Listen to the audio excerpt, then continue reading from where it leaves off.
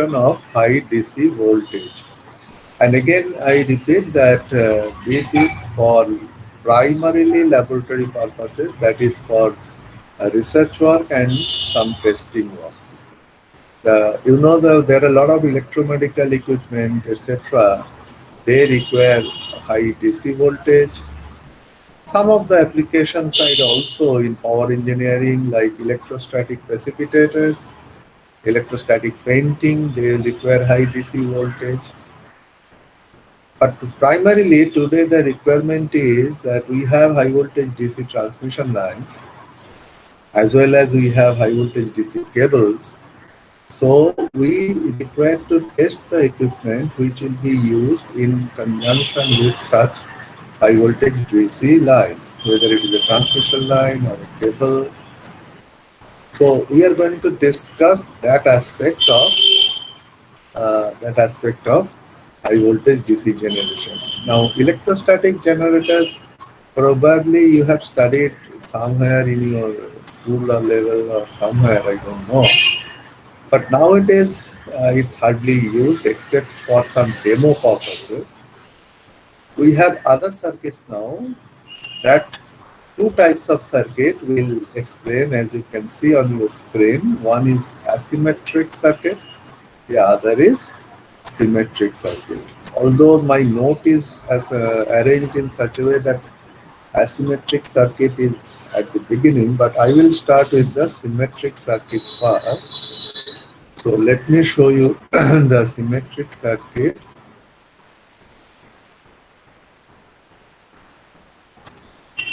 Here. So this is called a symmetric voltage doubler circuit. The circuit is very simple. I mean, it's so simple that anybody can understand. Basically, what you require is a step-up transformer, because the input will be a low voltage side. So it is actually a single phase transformer. The output is of course high voltage. Let the output voltage, the peak value of the output voltage is Vm. Then you can see there are two diodes, D1 and D2, and two capacitors, C1 and C2. Now, what happens when this circuit is on? Let us say that in one particular half cycle, this right hand side of the secondary of the transformer is positive and the left hand side is negative. Then in the next half cycle it will be just reverse, then left hand side will be positive, the right hand side will be negative. Now when the right hand side of the terminal, this secondary terminal, is positive, then you check which diode is forward biased. You can clearly see that when the right hand side of the secondary terminal is positive, the diode D1 will be forward biased, and therefore this particular diode will conduct and C1 will get charged. Naturally, up to what voltage C1 will be charged? The answer is the peak value of the secondary voltage.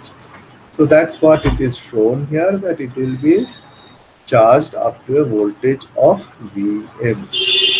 And the polarity of charging will be as shown in the figure. Then in the next half cycle, when the left hand side of the secondary terminal is positive, then D1 becomes reverse biased and D2 becomes forward biased.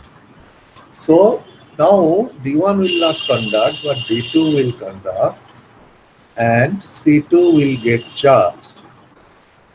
And up to what voltage C2 will be charged? The answer is Vm. And what will be the polarity of charging? Again, the upper side will be positive, the lower plate will be negative. Therefore, if I consider that the bottommost point of C1 is R, then the topmost point of C2, what is the potential difference? It is Vm plus Vm, and I get to Vn as the output. So that's why it is called voltage doubler circuit. Why it is called symmetric? The answer is, if you look at the circuit, if C1, C2, they are all identical, then in both the half cycles, the conduction is symmetric. Therefore, it is called a symmetric voltage doubler circuit. That means whatever be the charging current that will flow through the transformer secondary, that is same in both the half cycles. That's why we are calling it a symmetric voltage doubler circuit. Now, you can always ask me that it is such a simple circuit. Is there any problem? The answer is yes. What is that problem? The voltage that we are talking about here is not 100 volt or 200 volt. On the contrary, we are talking about 100 kV, 200 kV, and so on. So the issue is, first of all, I have to get a capacitor of that particular high voltage. So it's not a small capacitor that you see in the lab, or maybe some electronic circuit. It's a very big capacitor. C2 similarly of the same rating, because both the capacitors are of the same rating. By the way, I forgot to mention that for any diode, the forward pass condition means its resistance is 0, the voltage drop is ideally 0 across the diode. But what happens when the diode is reverse biased? So when the left hand side terminal of the secondary is positive, then you see the bottommost terminal of D1 is at R potential, as you can see here. So what is the voltage appearing across D1 in the reverse biased condition? That will be that capacitor voltage plus, because why plus? Because the secondary voltage right hand side is negative, left hand side is positive. So voltage across the capacitor Vn plus secondary voltage. And what is the peak value of the secondary voltage is Vn. So the maximum voltage that will appear across V1 will be 2 Vm. This is called the peak inverse voltage. You are aware of that, PIV. For any diode, a major property is PIV. Therefore, if I have this Vm as 100 kV, this D1 is not rated at 100 kV. It has to be rated at 200 kV. And if this Vm is 200 kV, then D1 should be rated at 400 kV. Now, that's a big problem. This is a diode which has to withstand 200 kV or 400 kV in the reverse biased condition. That's not simple. Therefore, these diodes are not any standard diodes which you see. These are very specially made diodes wherein the peak inverse voltage will be very high and it will be able to withstand that peak inverse voltage. But from there itself comes the issue that if the output voltage is pretty high, because you know that in India we have plus minus 500 kV DC line, so we have to test those equipment. So the output voltage of the testing circuit should be very high. Then can I have any diode which say my Vm is right, so the output is 800 kV? Can I have a diode of PIV 900 kV? The answer is no. So here again, we require a cascade connection. Now this is a cascaded connection where you can see that the supply comes at the bottom here. The supply comes from the low voltage side. Then there are two identical sections, one at the bottom left, one at the top right. And there is one common point connection. So you can see all the four capacitors are in series. So whatever be the voltage at which these capacitors are charged, we are going to get all the voltages added up. So if they are charged at Vm, we are going to get 4 Vm at the output. Typically, all the components we take identical, the diodes, capacitors as identical. Now, why we take it identical? I mean, first of all, of course, it is very easy to manufacture and install, because then we don't need any sort of special precautions. Second thing is very important. Say due to any chance, any one capacitor gets problematic. Then in the laboratory, we can have only one capacitor as spare, so that any one capacitor getting damaged, we can immediately change it. Similarly, all the diodes are identical, so that if any diode gets damaged, we can change it with the spare. So spare should not be all separate spare. We can have only typically one spare in the laboratory, and then we send the damaged one to the manufacturer. Then do the necessary thing and send back the repaired item. This is how we work, because these diodes and these capacitors are very high voltage items and they are very expensive. And as you have seen that there are two identical sections, and two sections are given supply from two transformers from the same input voltage. So if I give the input voltage as V, and if the turns ratio is same, so the secondary voltage of transformer T1 and secondary voltage of transformer T2 will be same. Then the conduction will be same as I have explained, so that all the diodes, when they conduct, the capacitors, all four capacitors will be charged to Vm with the polarity as shown. But there is one small problem that is arising. What is that? By the way, in this case, if I require 800 kV at the output, then individually the capacitor should be 200 kV, whereas in single stage connection, it has to be 400 kV. Similarly, the peak inverse voltage of diode is 2 Vm, so that will also be comparatively lesser. But transformer T2 is slightly problematic. Why? Because you can see that the bottommost terminal of the block and the bottom left is R. But the bottommost terminal of the block at the top is not R. It is connected to the high voltage terminal of C2. So what is the potential of this bottommost point of top section? The answer is 2 Vm, as you can clearly see.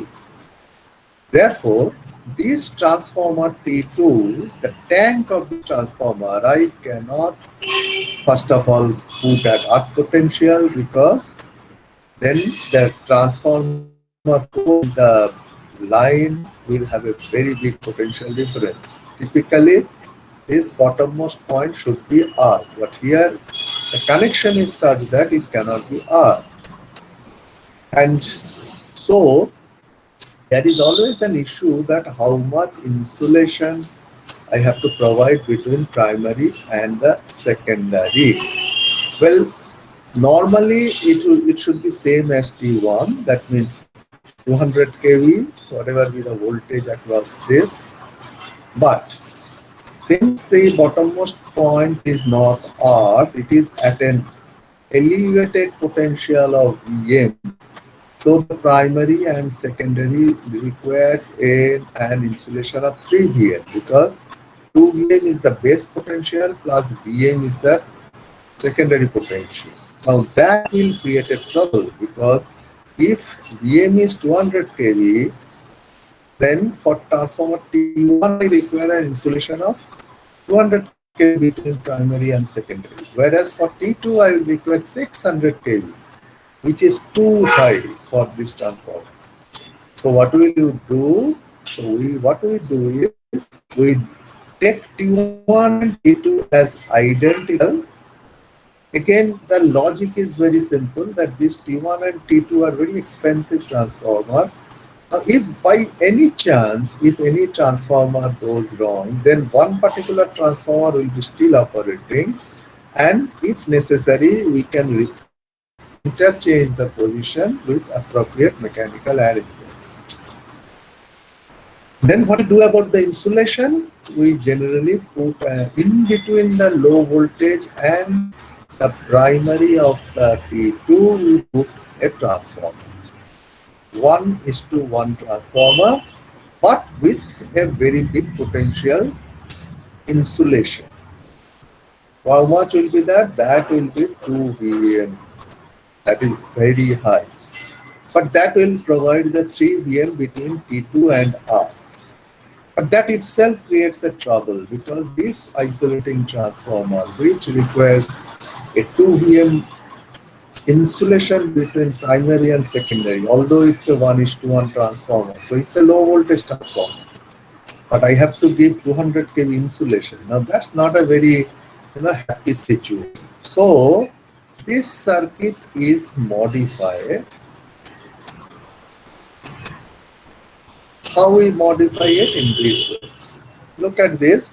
Here, the bottom section, D1, D2, C1, C2 is one section, and D3, D4, C3, C4 is another section. And the conduction is same as explained earlier.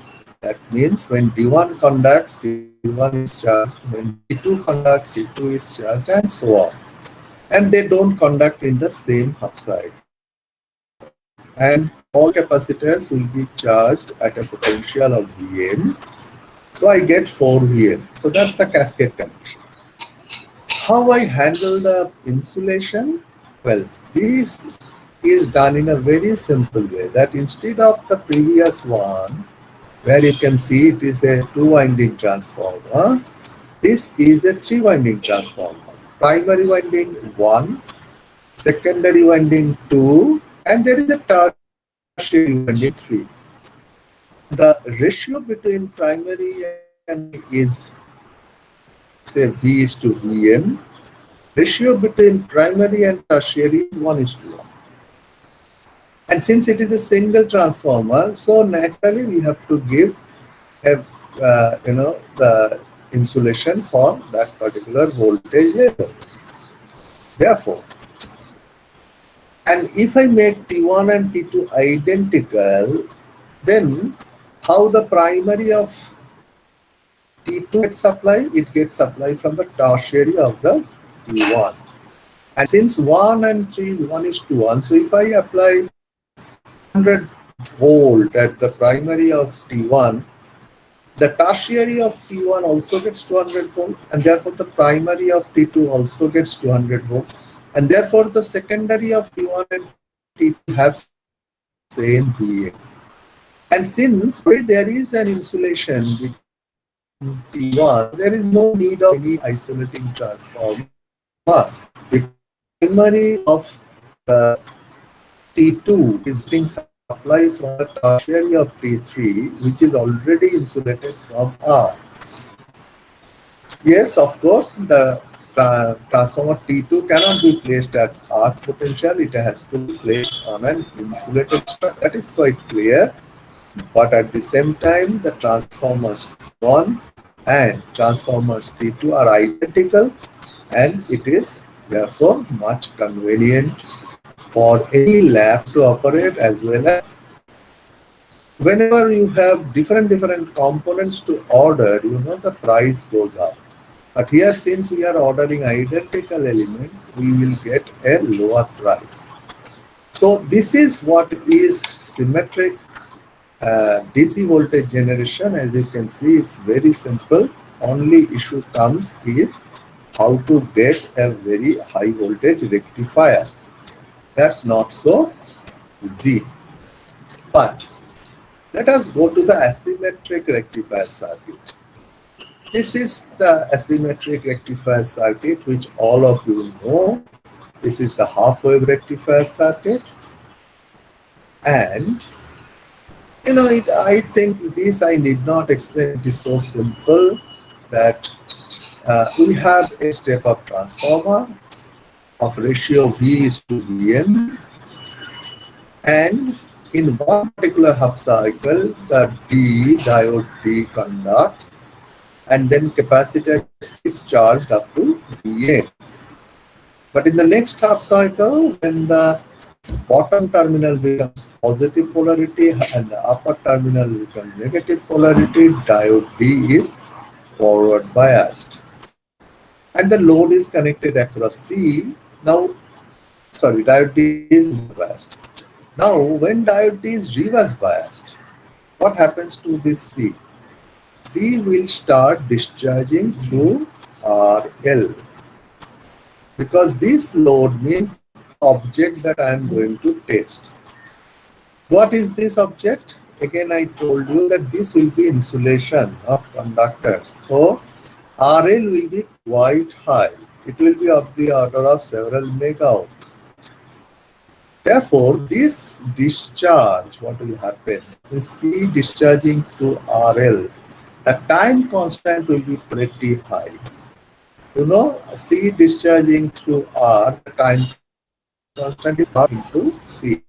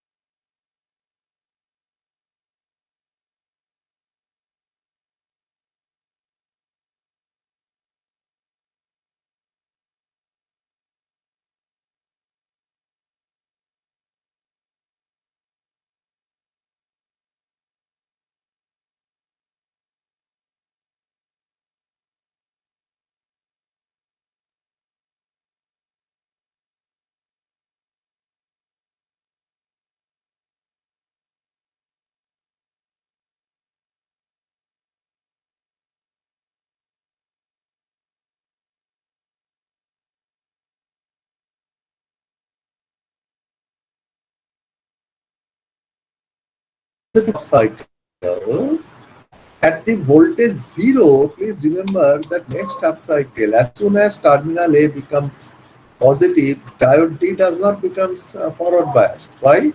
Because C is still holding a potential. That means when at this point, when the next half cycle, the voltage is just becoming positive, still V is quite high. So diode D will be reverse biased. Only at this point, where VB becomes equal to the AC voltage, this diode D becomes forward biased. So the diode D starts conducting from this point, and therefore this shaded part is the current, that is the charging current. And up to what voltage C will be charged? Again back to Vn. And when charging is over, charge becomes 0. So therefore this is the charging current. Charging current is maximum when the charging starts, then it starts dropping and it becomes 0 when again the voltage of the output becomes Vn, that is voltage of D. And then again, as the voltage drops, that means the voltage of A drops from Vn because it is AC and D is already Vn, diode D gets reverse biased. So after this peak, the voltage starts dropping, but capacitor is now at fully charged, so diode D is reverse biased. Therefore, it again, the C starts discharging through RL. So basically what you are going to get is a sort of sawtooth waveform. That means it will drop. Of course, it's not a straight line. It will be an exponential, because the resistance discharging through a capacitance is an exponential decay.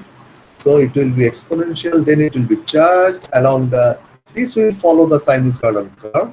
Then again it will be discharged, and so this wave will continuously going on. So you can clearly see that the DC voltage that we are going to get at the output is the mean value of this, the V min and V max. That means Vm plus Vmin by 2. That will be the DC output of this circuit. And secondly, why is it called asymmetric? That's the important point, because the diode D is conducting only for a small time in the half cycle. That means from this point when Vb is equal to the AC voltage to the peak, only this time difference, which is T1 as shown here. Then for entire T2, diode D is not conducting. Therefore, during the negative half cycle, diode D is not conducting. That means in the positive half cycle, there will be some charging current. In the negative half cycle, there will be no charging current. Now that's called the asymmetric circuit. But this is not good. Why? Because then the current that will flow through the secondary of the transformer will have a DC component. And you all know that this is not a very good thing for transformer operation. So we don't do it. Therefore, this circuit, although it is very simple, is not popular.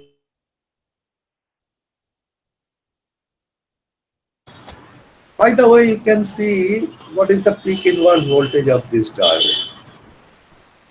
Sir, can you please peak inverse repeat? Voltage will be, if the capacitor is charged to Vm, then in the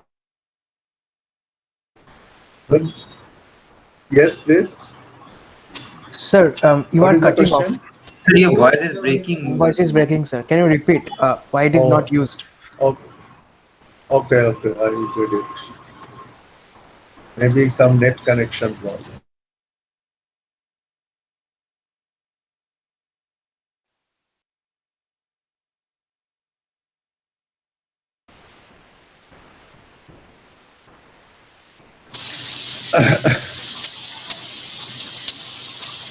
Okay, now you can hear me? Is it audible? Yes, sir.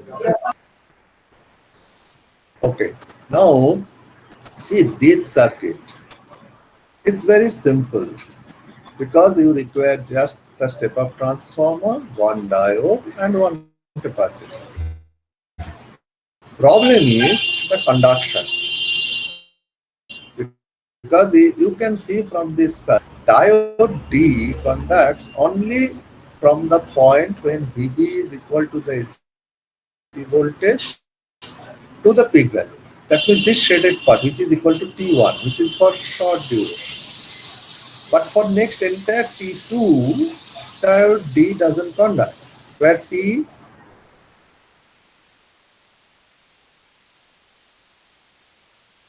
is the entire time period is T1 plus T2.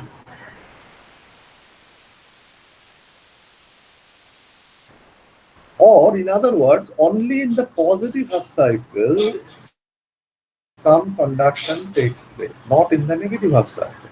Now, which means one half cycle there will be some charging current, but negative half cycle no charging current. Therefore, this transformer secondary will have then there is a DC component to this current, and we all know that transformer operation, for transformer operation, DC component of current is and some other problems. So this is the main problem why this circuit is not used. But so far as the voltage rating of different components are concerned, C is rated at Vm, which is same as the symmetric circuit. Transformer is rated at Vm, which is same as the symmetric circuit. What is the PIV of D? You see, C is charged to Vm. And when the transformer secondary is also Vm, so Vm plus Vm, that will become the PIV, the peak inverse voltage of the diode, which is also same as the symmetric circuit. So far as the rating of the components, this is exactly the same as the symmetric circuit. But here we require only 1D and 1C, and it is not a doubler circuit. So if you require a very simple circuit, in fact, some of the smaller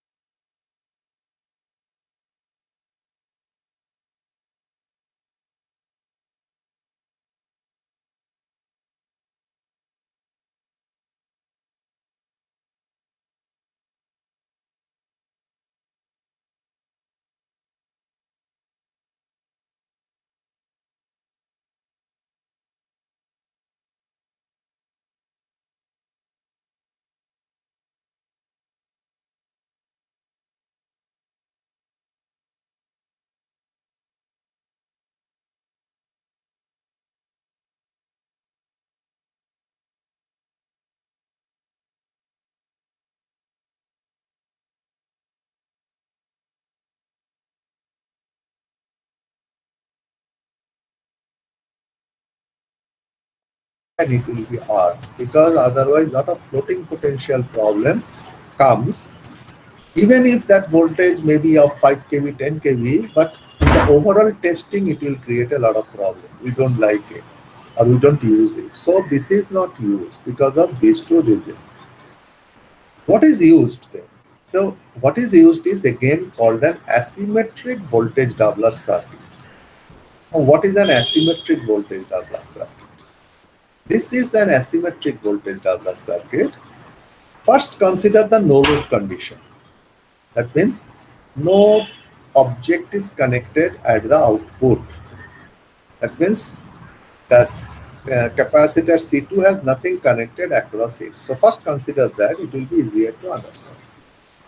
Now it is again same that I have a transformer, ratio V is to Vm.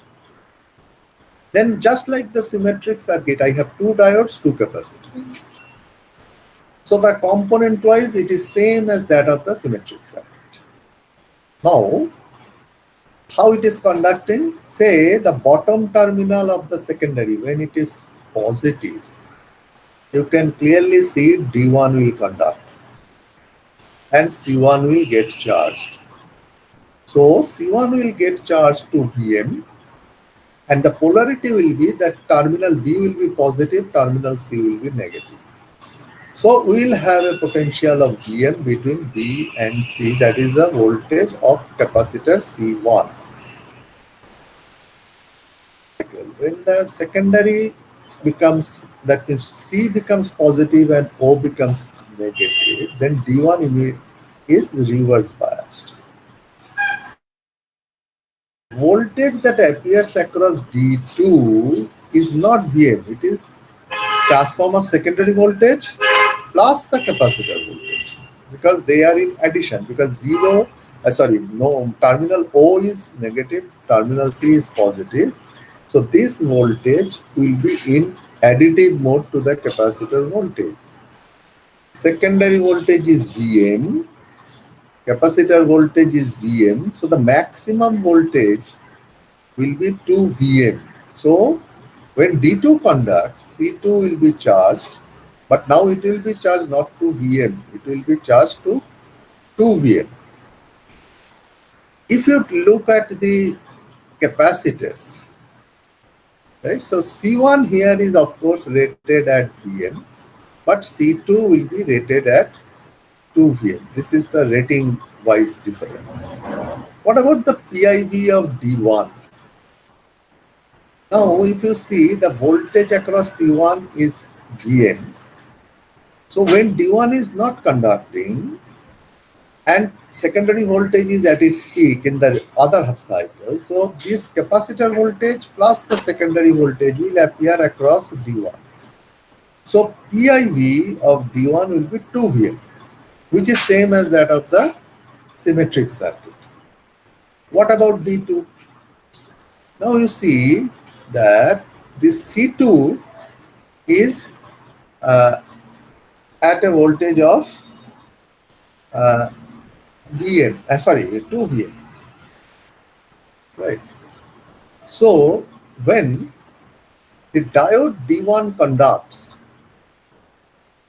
remember when diode D1 conducts, D2 doesn't conduct. So when C2 is 2Vm and diode D1 is conducting, then what is the potential of point B?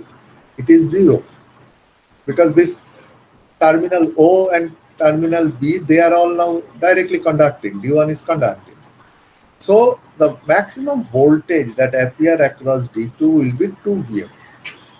So PIV will be 2V. So PIV wise D1 and D2 will be identical, but voltage rating wise C1 and C2 has slight difference. C1 will be Vm, C2 will be 2Vm.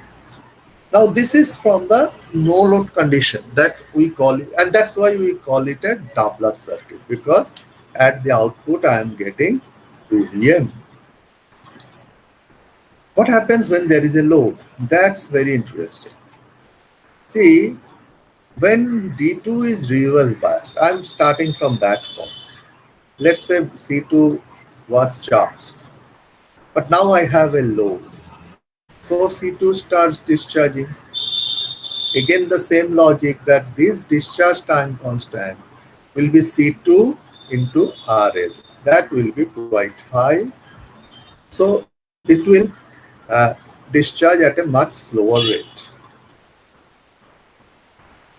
But at the same time, remember that C1 was charged at Vn. So when this voltage of C2 is decreasing and terminal voltage, secondary voltage of transformer plus C1, at any instant, if it goes above that voltage of C2, then immediately D2 starts conducting. Now it is very difficult for you to understand, so we have to show and waveform.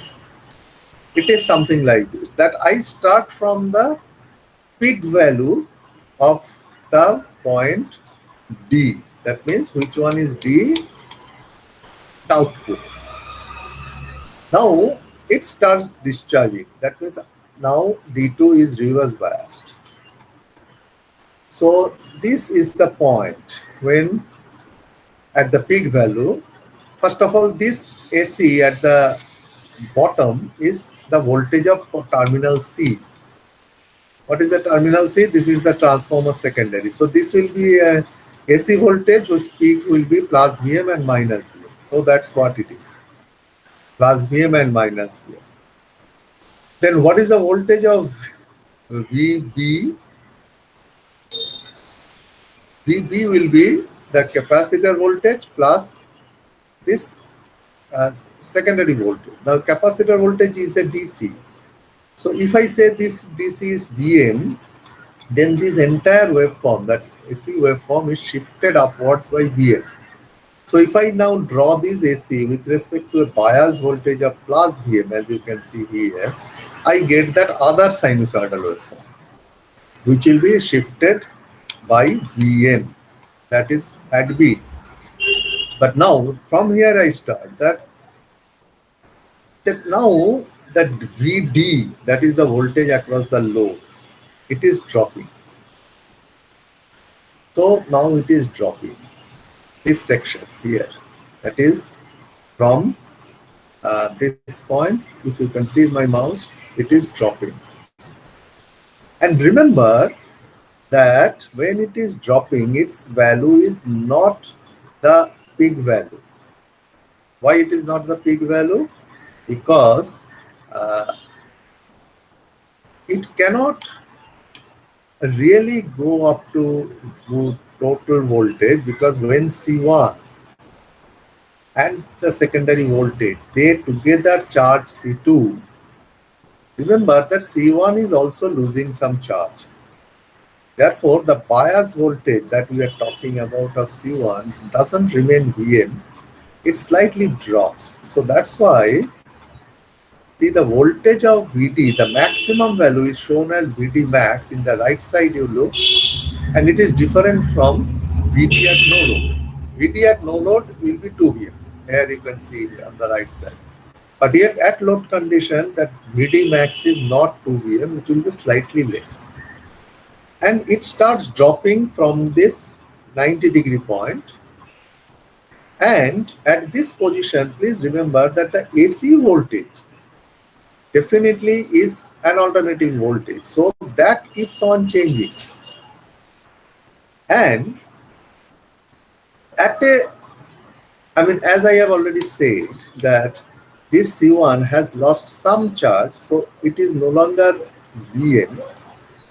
But this secondary voltage is now in the other half cycle. That means terminal O is positive, terminal C is negative, and C1 is holding a voltage slightly less than Vm. So when D1 will conduct? That's the question. You say let this voltage is Vm minus delta Vm. So D1 will conduct as soon as the terminal O crosses Vm minus delta Vm. And that's what we are saying is here at this point. That is negative half cycle. The moment it crosses Vm minus delta Vm, that means not at 90 degree, but before that, the D1 starts conducting. That's why you see this D1 on, it is written. It is a small duration between 90 degree and before that, so a small delta theta in the negative half cycle. And during this time, D1 is on. And when D1 is on, for that period, whatever charge C1 has lost, it will regain. That is during this period, D1 on. That is only during the negative half cycle. But when D1 is on and when D1 is off, remember in the negative half cycle, look at the negative half cycle. In the entire negative half cycle, mostly D1 is off. Only for a small time D1 is on.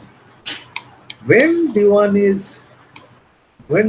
is off, the potential of B is equal to capacitor voltage minus the transformer secondary voltage. So it is not a zero, it is a significant voltage.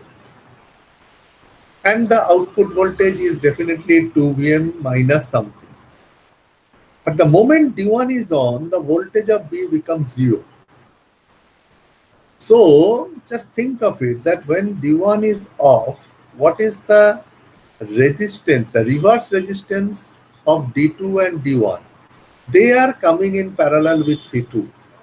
I repeat that C2 is having a resistance RL in parallel on the right side. But on the left side also it has a resistance which is the reverse resistance of D1 and D2.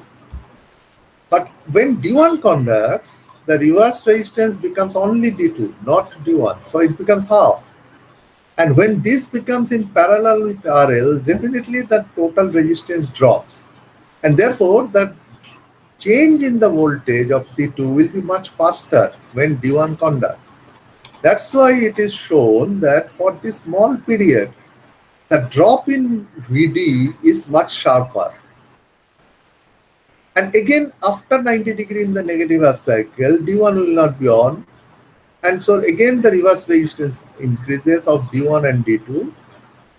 And again, it will drop at a lower rate. So starting from 90 degree at this solid line, starting from 90 degree, first it drops at a relatively lower rate when D1 is reverse bias. So the reverse resistance of D1 and D2 comes in parallel with RL. Now D1 and D2 reverse resistance is quite high, so it is dropping relatively slowly. Which one is dropping? The voltage of Vd. That means C2 is discharging at a slower rate. But now moment D1 is on, only the reverse resistance of D2 comes into play, not D1. So that it drops. It becomes half. So the effective resistance in parallel with C2 drops. So voltage of C2 or discharge of D2 takes place at a much faster rate. So VD drops at a faster rate. But D1 now conducts for a short duration. So again, after 90 degree of negative half cycle, D1 becomes a reverse bias. So again, it becomes double the reverse resistance. So again, the discharge time constant goes up and it discharges slowly. So discharge of C2 has clearly 3 stages. From 90 degree to the point when D1 starts conducting discharge at a slower rate, when 2 reverse resistances are in parallel with RL.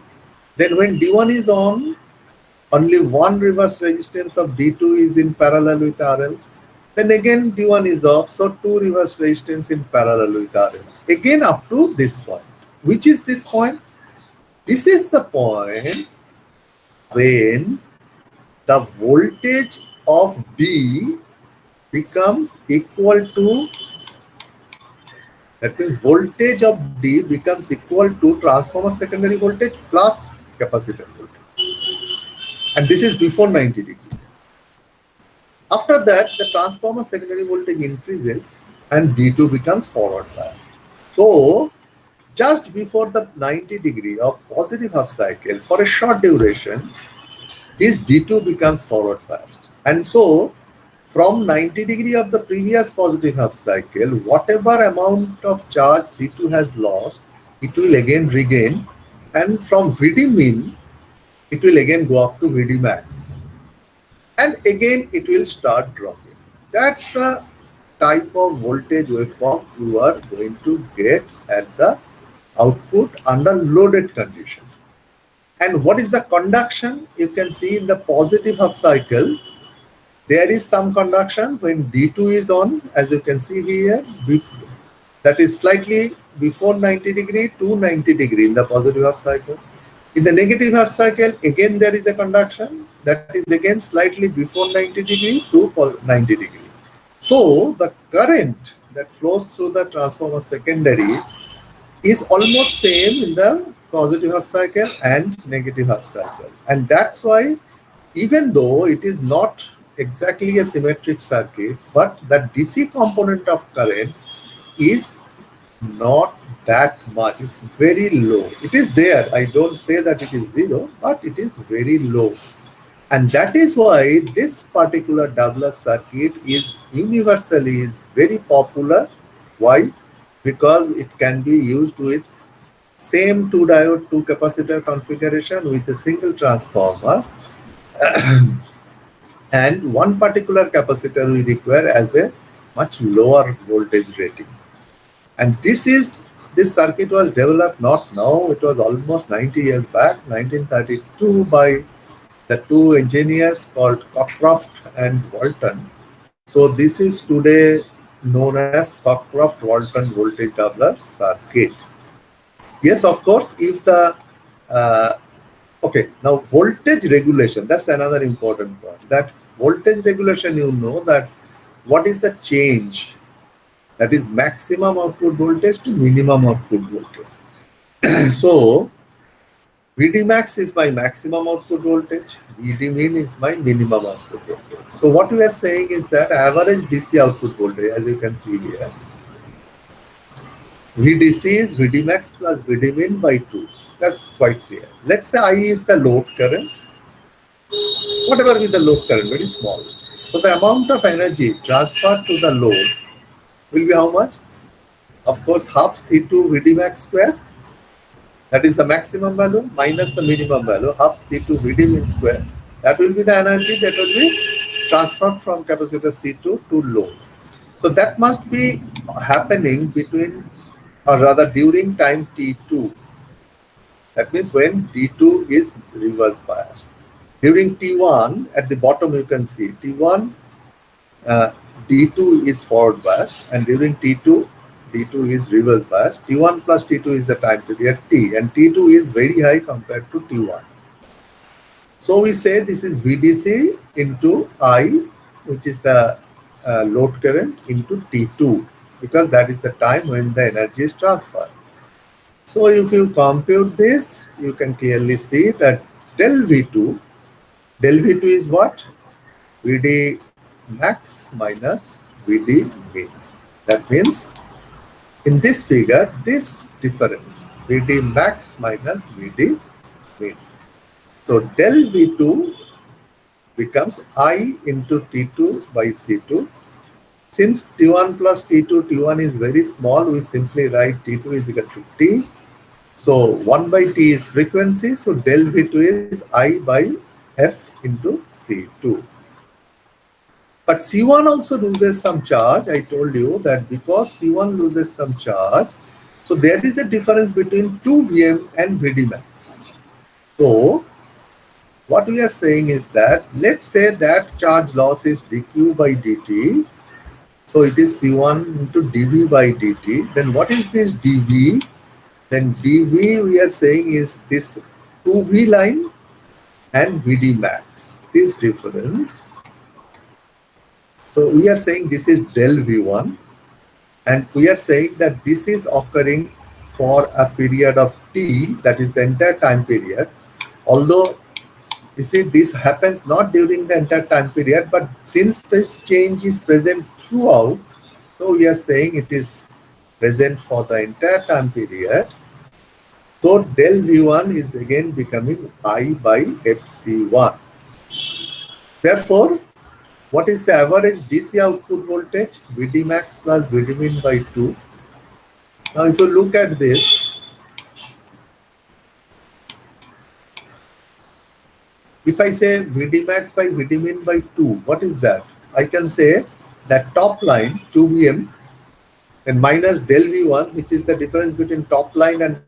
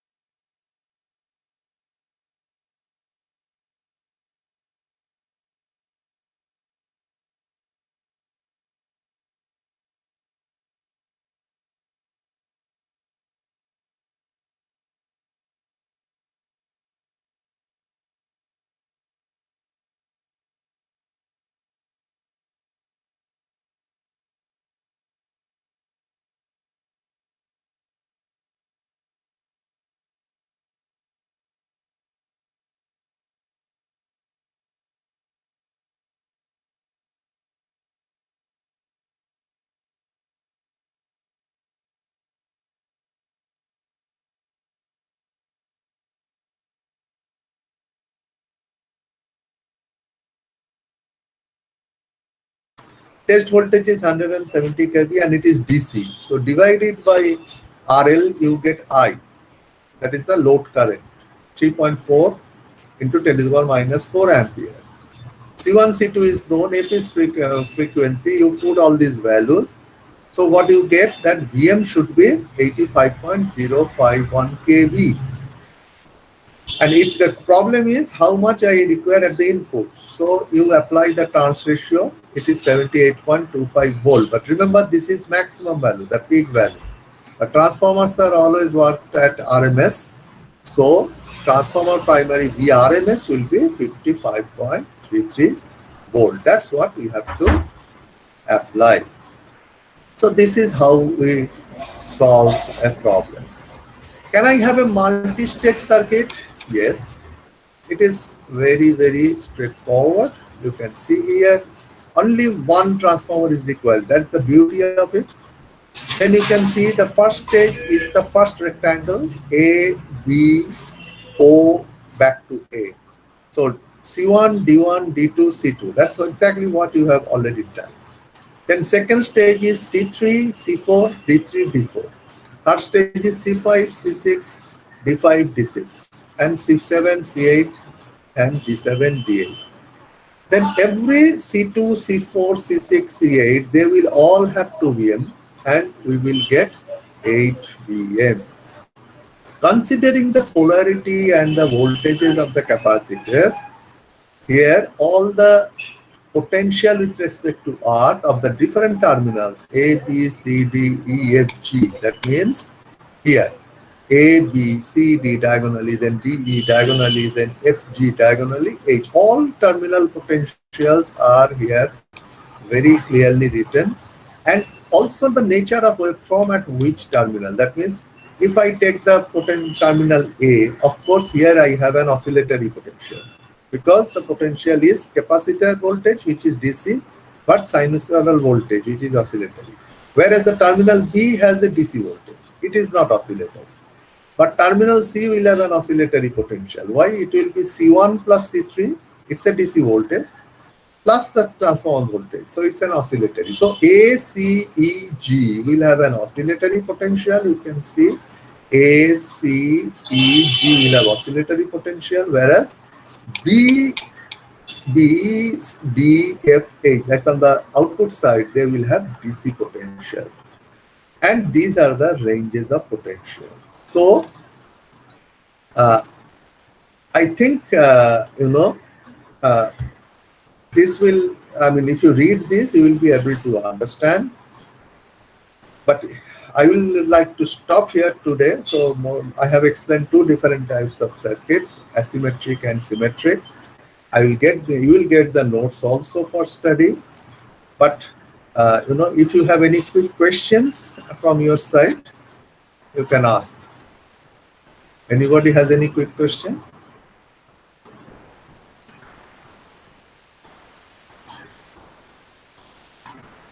Okay, if you have no questions, then I would like to stop here today.